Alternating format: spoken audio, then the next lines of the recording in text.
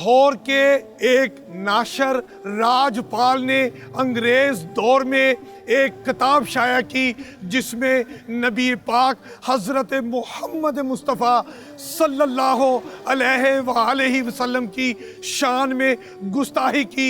मुसलमानों ने हिंद ने अंग्रेज़ हुकूमत से मुतालबा किया कि नाशर राजपाल के ख़िलाफ़ कार्रवाई की जाए, उसे गिरफ्तार करके उसकी किताब जब्त कर ली जाए। क्या हुआ कि मजिस्ट्रेट ने 6 माह के लिए नाशर राजपाल को सज़ा दी और हाई कोर्ट में उसने अपील की और हाई कोर्ट के एक हिंदू जज ने उसको रिहा कर दिया। नाशर राजपाल की रिहाई क्या हुई, मुसलमानों में गम और गुस्से की लहर दौड़ गई तो मुसलमानों ने खुद नाशर राजपाल के खिलाफ कार्रवाई करने की ठान ली और उसमें 3-4 ऐसे हमले हुए।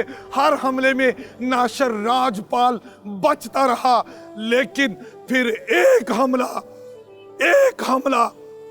एक 21 साला नौजवान गाजी इल्मदीन शहीद जो आशिक रसूल था, उसने इश्क की ऐसी मिसाल कायम कर दी कि नाशर राजपाल का एक ही वार में सर कलम करके उसका सर तन से जुदा कर दिया और फिर 21 साल की उम्र में फांसी के फंदे को चूम लिया।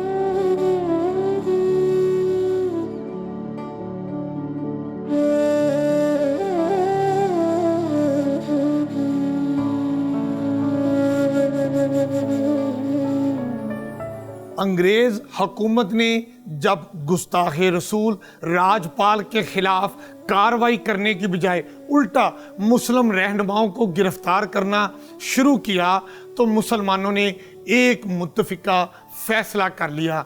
इसके बाद क्या होता है कि लाहौर का एक गाजी खुदा बख्श गुज्जर मैदान में आते हैं और वो गुस्ताखे रसूल की दुकान पर जाते हैं और उस पर हमला करते हैं, लेकिन वो बच निकलता है।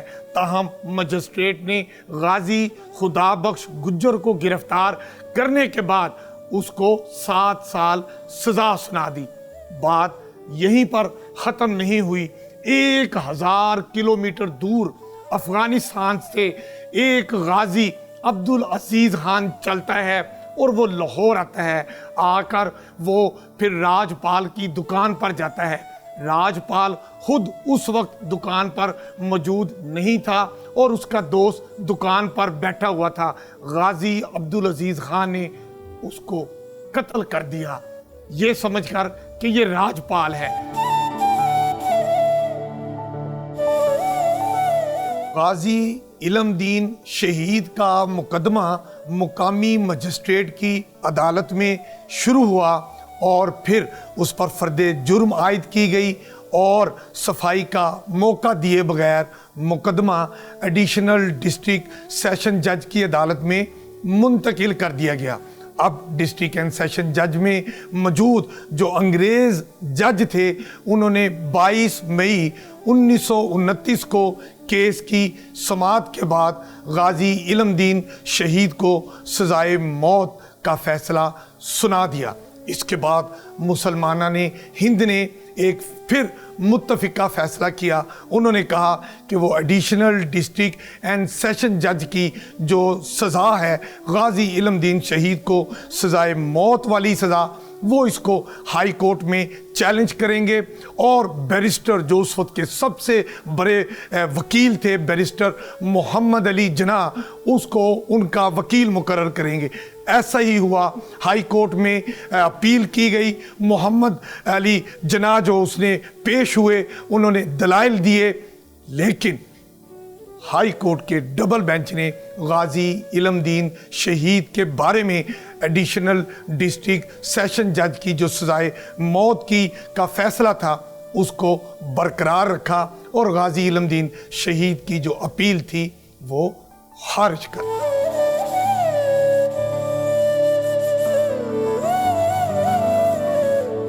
हाई कोर्ट के फैसले की खबर गाजी इल्मदीन शहीद को जेल में दी गई, जिस पर गाजी इल्मदीन शहीद ने मुस्कुराते हुए कहा शुक्र अल्हम्दुलिल्लाह वो यही चाहते थे, और वो ये नहीं चाहते थे कि वो कैदी की तरह जेल में सड़ते रहें।